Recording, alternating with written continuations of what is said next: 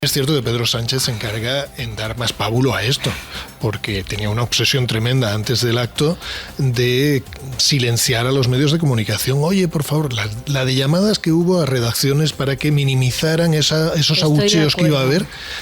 Lo que hace es preparar el terreno para que el protagonismo se lo lleve eso. Explica esto, que no lo sabía. Yo sé lo de Pedro Sánchez llega tarde y hace esperar al rey para no aguantar abucheos, pero que llamaron a medios. Claro, todo este retraso fue para minimizar el tiempo de abucheo. Eso es evidente. Hizo algo parecido. Es evidente. Pero ¿quién llamó? ¿Alguien de Moncloa? Su equipo, sí. Estuvieron tanteando a medios de comunicación para que el protagonismo no se lo llevase el abucheo que iba a haber. Incluso a canales de televisión se les sugirió esa trampa de reducir el sonido ambiental de las emisiones.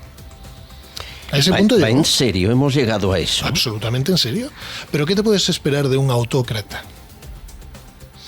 Es increíble. Es decir, alguien del equipo de Sánchez que llama a canales de televisión para que rebajen el sonido ambiental del abucheo, para intentar que no aparezca, para que minimicen la escena el resto de medios. Sí, Pedro Sánchez es muy de marketing. Es llegar a esto, es esconder la realidad, no avergüenza a un equipo de Sánchez. Bueno, es verdad, a cambio seguro que les dará 10 o 15 millones en los próximos 6 meses en dinero público, no en publicidad, gobierno de España, ¿no? Pero este año era especialmente delicado, porque estamos en elecciones. Era un poco especial. Dentro de poquitos meses hay elecciones y puede